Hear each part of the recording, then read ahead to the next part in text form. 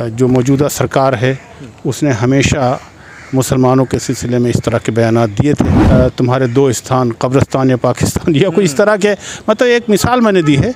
ऐसे बहुत सारी चीज़ें वो कहते हैं। मदरसों में आतंकवाद की पढ़ाई होती है या आतंकवाद सिखाया जाता है, ये बात बिल्कुल गलत है। अगर आप ये समझते हैं कि यहाँ की इस तालीम देने में या उसकी शिक्षा जो यहाँ मिलती है उसमें लोग आतंकवादी पैदा होते हैं तो उसका सबूत दीजिए। और जहाँ अगर कुछ हो रहा है, हुकूमत तो बहुत बड़े उसके हाथ होते हैं, तो उसको वो अपने ठीक करे उसको, कि अगर हमारे इदारे में कोई कमी है तो हम उसको दूर करने की कोशिश करेंगे। लेकिन हुकूमत से ये भी कहेंगे कि बिला वजह इदारों को परेशान न किया जाए। दोनों लोगों को सोचना चाहिए, गवर्नमेंट को ख़ास तौर पर सोचना चाहिए कि मुसलमान यहाँ के बाइज़्ज़त और बावक़ार शहरी हैं, उनका ट्रीटमेंट उनको उसी तरह का मिलना चाहिए जैसे एक मिलना चाहिए। आज वो गिरा रहे हैं और बुलडोज़र चला रहे हैं, कल वो इसको समझेंगे, इस बात को हमें पूरी उम्मीद है कि समझेंगे।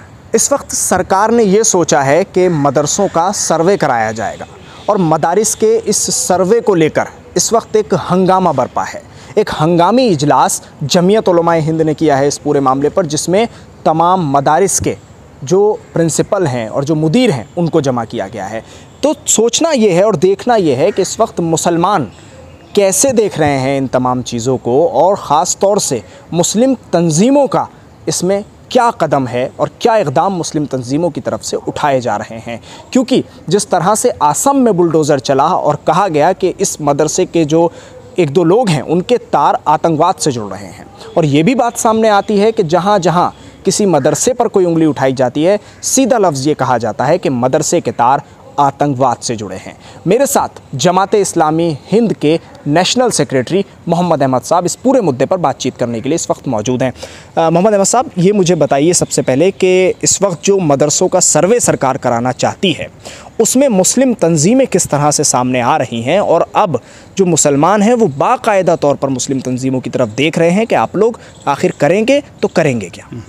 नहीं, देखिए, इस सिलसिले में जो अभी आपने बात कही वो बड़ी इम्पॉर्टेंट है कि आमतौर से समझा जाता है कि इन मदरसों में आतंकवाद की पढ़ाई होती है या आतंकवाद सिखाया जाता है। ये बात बिल्कुल गलत है और मैं सबसे पहले इसकी तरदीद करके आगे बात करता हूँ। आसाम में ही नहीं बल्कि पूरे मुल्क में देखिए आप कि मदरसे बहुत अहम रोल अदा कर रहे हैं बच्चों की एजुकेशन के सिलसिले में। उनको बुनियादी ख़ास तौर से मॉरल एजुकेशन, जो इस्लाम की मॉरल एजुकेशन है, उसको देने में बहुत किरदार अदा कर रहे हैं। छोटे छोटे मदरसे हैं, छोटी छोटी जगहों पर काम कर रहे हैं। अब अगर आप इनमें रुकावट डालेंगे, उनको एजुकेशन पॉलिसी के तहत उन पैरामीटर्स में लाने की कोशिश करेंगे जैसे स्कूल है, तो जाहिर सी बात वो उस नहीं हो सकते हैं। तो वो जो रोल प्ले कर रहे हैं वो लोगों को एजुकेशन का, ये उसमें रुकावट डालने वाली बात है। तो इसमें हमें गवर्नमेंट को ये बात सोचनी चाहिए कि अगर एजुकेशन के सिलसिले में वो लोग कुछ काम कर रहे हैं तो उनको कुछ सहूलतें फराहम करने के बजाय उनके रास्ते में रुकावटें अगर वो डालेंगे तो वो खुद एक कम्युनिटी को ही नहीं बल्कि कम्युनिटी फिर जो देश को सर्व करते हैं वो और पूरे मुल्क की जो खिदमत करते हैं वो उसमें उनका बहुत बड़ा नुकसान होगा। तो हमारी अपील तो गवर्नमेंट से यही है कि भाई सर्वे कराने का मतलब आपका क्या, हमने इस लोग नहीं समझ पा रहे हैं और ख़ुद मदरसे वाले भी नहीं समझ पा रहे हैं कि किस बात का सर्वे होगा। वो एक अरसे से एजुकेशन दे रहे हैं, आज तक कभी कोई मसला ऐसा पैदा नहीं हुआ। अगर आप ये समझते हैं कि यहाँ की इस तालीम देने में या उसकी शिक्षा जो यहाँ मिलती है उसमें लोग आतंकवादी पैदा होते हैं तो उसका सबूत दीजिए। और जहाँ अगर कुछ हो रहा है, हुकूमत तो बहुत बड़े उसके हाथ होते हैं, तो उसको वो अपने ठीक करे उसको। लेकिन ये कहकर मदरसों में रुकावट डालना, मदरसों को ये करना, तमाम तंजीमें बाहर इसकी तरफ, कल भी हमने एक मीटिंग की है इस पर, जमीयत उलमा की भी एक मीटिंग हुई है और हम लोग ज़रूरी इक़दाम कर रहे हैं। हुकूमत से भी बात करेंगे, कुछ मुज़ाहरे भी करेंगे और अपने आप को तैयार भी करेंगे। और हम तो पॉजिटिव वे में भी ज़्यादा सोचते हैं कि अगर एजुकेशन देने में या कोई इंस्टीट्यूशन बना है उसमें कोई खामी हम दूर करेंगे, लेकिन उसमें रुकावट जो लोग डालेंगे तो बहरहाल उसको हम तो ये नहीं कह सकते हैं, लेकिन हम पूरी कोशिश करेंगे। तो क्या जमात इस्लामी ने भी इस पर कोई इक़दाम उठाया है? मीटिंग की है, मीटिंग में क्या तय किया? जमात इस्लामी में हमने अपने ऑल इंडिया सतह पर हमने कमेटी भी बनाई है और वो कमेटी इस पर गौर कर रही है कि इस पर हम किस किस तरह से हो सकता है हम कोर्ट में भी जाएँ अगर कोर्ट की ज़रूरत महसूस हुई, वरना फिर हुकूमत से पूरी बात बताएंगे। हम थोड़ा पॉजिटिव वे में बात कर रहे हैं कि अगर हमारे इदारे में कोई कमी है तो हम उसको दूर करने की कोशिश करेंगे, लेकिन हुकूमत से ये भी कहेंगे कि बिला वजह इदारों को परेशान न किया जाए। एक चीज़ और मैंने जो पूछी थी कि भाई इस वक्त ये कहा जाता है कि मुस्लिम जो तंजीमें हैं सारी वो कहीं ना कहीं एक दूसरे से अलग होकर सोच रही हैं, और कहीं ना कहीं ऐसा लग रहा है कि भाई जमीयत अलग चल रही है, जमात अलग चल रही है। तो इस पर आप मोहम्मद अहमद साहब कोई ऐसी बात बताइए मदरसों को लेकर ही कि जिससे ये साबित हो कि नहीं, सब अलग नहीं हैं, सब एक ही हैं। नहीं, जमाअतुल उलमा का जो अभी इजलास हुआ है उसमें जमात इस्लामी के नुमाइंदे भी शामिल थे, मौलाना मुस्तफ़ा फ़ारूक साहब उसमें शरीक थे।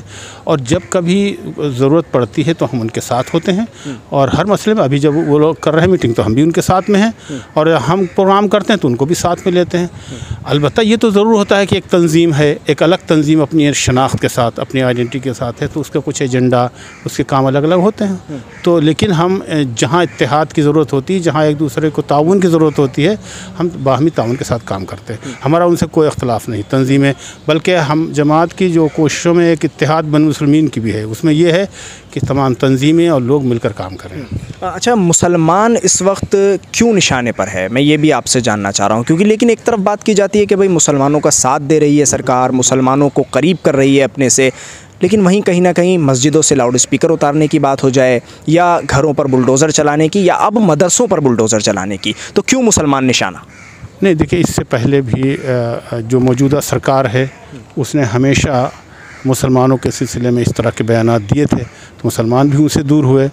तुम्हारे दो स्थान, कब्रिस्तान या पाकिस्तान, या कोई इस तरह के, मतलब एक मिसाल मैंने दी है, ऐसे बहुत सारी चीज़ें वो कहते हैं, तो मुसलमानों में डाउट क्रिएट होता है, और वो भी अपने से दूर रखना चाहते हैं। ये सवाल असलन बीजेपी से करने वाला है कि आखिर मुसलमानों को उन्होंने क्यों दूर रखा, उनसे क्यों करीब नहीं आए।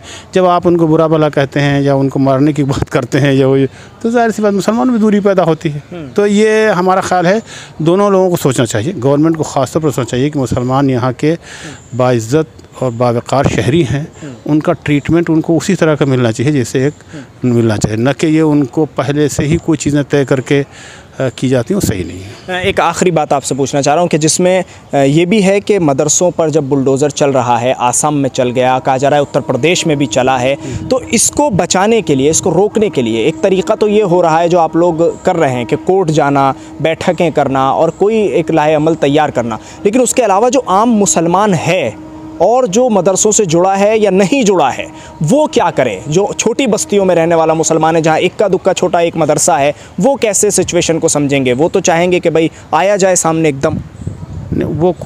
वो रास्ता सही नहीं है कि सामने आया जाए।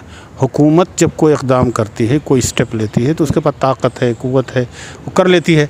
लेकिन अगर हम उस रास्ते पर नहीं चलना चाहते, हम कानून के रास्ते पर चलेंगे, यहाँ का जो रूल ऑफ लॉ है उसको मानते हैं, हम यहाँ के कानून को मानते हैं, और कानून को, और प्रोटेस्ट करने का हमें अख्तियार हासिल है। प्रोटेस्ट भी करेंगे, इज़हार करेंगे, ख़त लिखेंगे, और उनके पास जाएंगे, उनसे बातचीत करेंगे, जो रास्ते मुहज़्ज़ब रास्ते हैं उनको अख्तियार करेंगे। हम उनके सामने आकर लड़ाई बिगड़ाई या कोई वो हम उसके कायल नहीं हैं। हम एक समझते हैं कि हुकूमतों को, कि चूँकि लामहदूद अख्तियारात हासिल होते हैं, ताकत भी हासिल होती है, उनसे हमारा लड़ना मुनासिब नहीं है, और हम लड़ने को मुनासिब भी नहीं समझते। हम समझते हैं कि कानून की हदूद में रहकर जो इक़दाम हम कर सकते हैं करेंगे। इससे नुकसान भी हो सकता है और फ़ायदा भी होगा।